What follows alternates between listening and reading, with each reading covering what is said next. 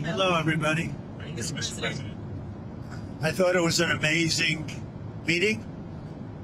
He's a great leader of a very powerful, very strong country, China.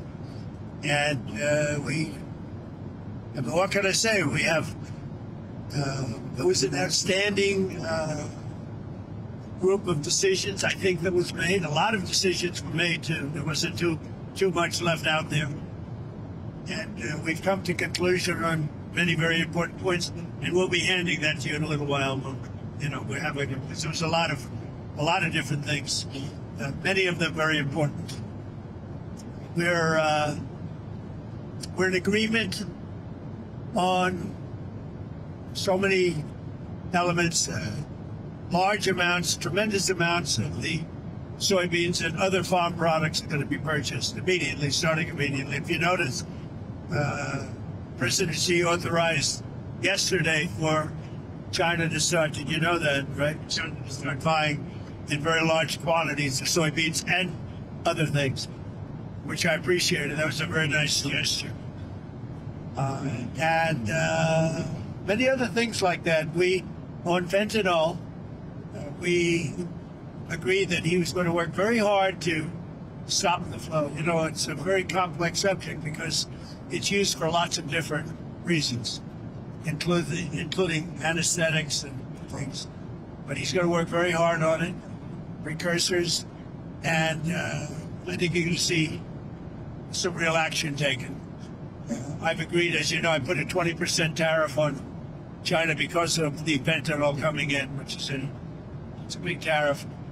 And based on his statements today, I reduced it by 10%, so it's 10% instead of 20%, effective immediately.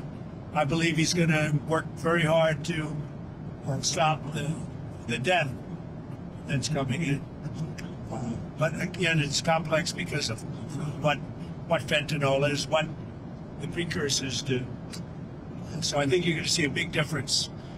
We've had discussions on many of the elements that you're talking about all the time. You're asking me questions, and most of those things were I think agreed to for the most part. I think we agreed to almost everything in a very acceptable form. I wouldn't say everything was discussed because there were things that probably, in retrospect, we could have discussed that we didn't, for some reason, it didn't come up. But if you have any questions, let me know. Go ahead. What about chips, sir? Did he agree? Did you agree to sell any more? Discuss chips. We did discuss chips, and they're going to be talking to NVIDIA and others about taking chips. If we make great chips, NVIDIA is the leader. And I'll be speaking to Jensen from NVIDIA, but they're going to be discussing that with NVIDIA to see whether or not they can do. I said that's really between you and NVIDIA, but we're sort of the arbitrator or the referee. It's a little rough up here. These guys, the skies are a little rough. What are the major stumbling blocks that are left now to work through, and how soon do you think you could sign a trade deal with China? Well, I think pretty soon. We have not too many major stumbling blocks. We have a deal. Now, every year we'll renegotiate the deal, but I think the deal will go on for a long time, long beyond the year. We'll negotiate at the end of the year, but all of the rare earth has been settled, and that's for the world. I mean, you know, worldwide. This, I guess you could really say this was a worldwide situation, not just the U.S. situation. So we continue to produce the rare earths and buy the rare earths and everything else, you know, when you see from other countries. But China is, that whole situation, that roadblock is gone now. There's no roadblock at all on rare earth. That will hopefully disappear from our vocabulary for a little while. So is that a one-year pause on the policy they announced? 1 year. It's a one-year agreement, and we'll extend it after a year. What will your new tariff rate on China's goods be once you sign the deal? Other than what the tariffs remain exactly the same. 55%. It's about, it was 57, now it's 47. And how long? Because we reduced it by the fentanyl. And because I believe they are really taking strong action. We've already seen the action on fentanyl, and they're taking very strong action. so we reduced to 10%. So more in Ukraine or Taiwan come up? We discussed that, and we discussed basically, Ukraine came up very strongly. We talked about it for a long time, and we're both going to work together to see if we can get something done. We agreed that the sides are, locked in and fighting, and sometimes you have to let them fight, I guess. Crazy. But he's going to help us, and we're going to work together on Ukraine. It's not a lot more we can do. The U.S., he's been buying oil from Russia for a long time. It takes care of a big part of China.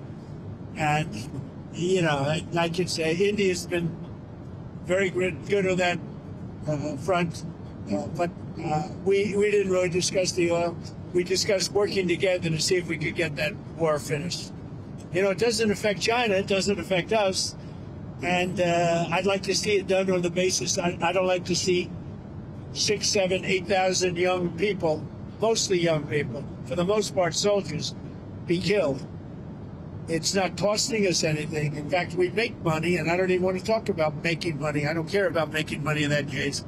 But, we send weapons to NATO. They buy full price. They buy the weapons. They give them to whoever, but I think they give them probably to Ukraine for the most part.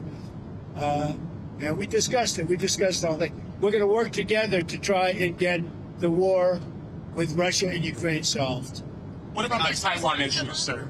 It never came up. Taiwan never came up. It was not discussed, actually. Right, your Truth Social about nuclear testing. What about resuming nuclear testing? What prompted you to do that right before the meeting?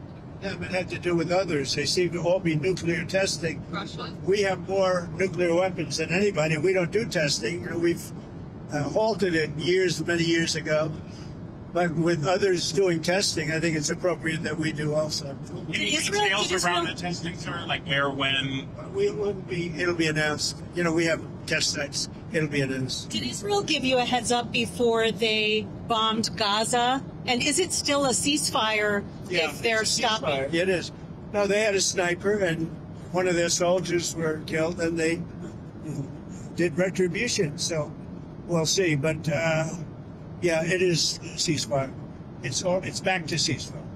But is that what is the thinking behind reducing troops in Romania, the drawdown of U.S. troops in Romania? You'd have to ask. I could tell you about it, but it's not very significant. It's not a big deal. Well, especially coming on the heels of the successful trip. We're in Malaysia. You signed a peace deal for Cambodia and Thailand. Critical mineral deals with all our allies. So many successful meetings. And so many meetings great for our country with literally hundreds of billions, trillions of dollars have come into our country over the last 4 days, represented by this meeting.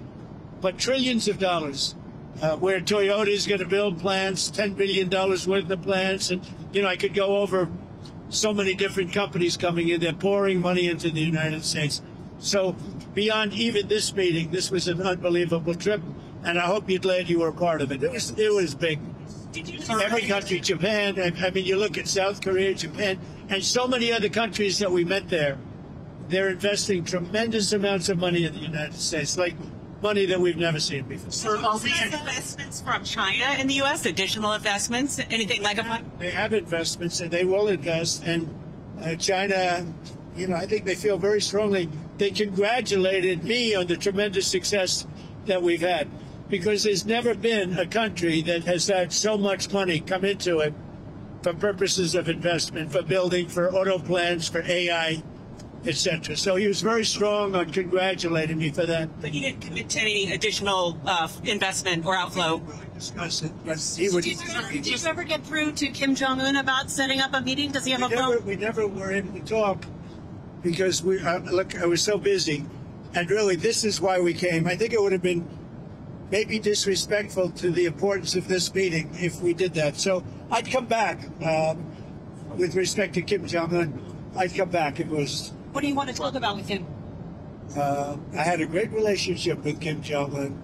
I think if I didn't get elected, you would have had, if Hillary Clinton came in at the time, he doesn't like too many people other than me, if you want to know the truth. I think he would have had a big war.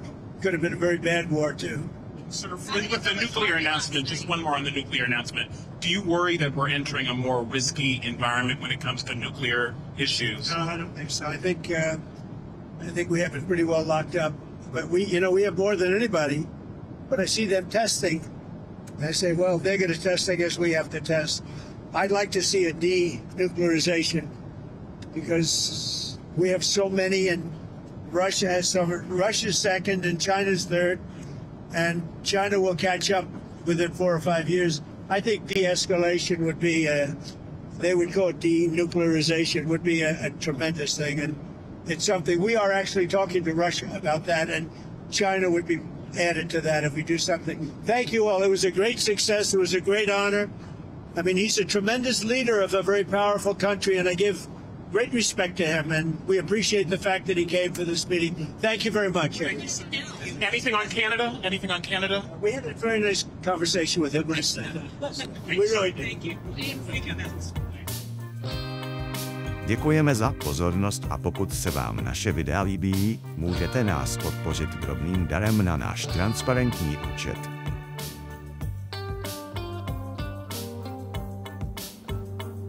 Více videí naleznete na stránkách svobodnatelevize.info.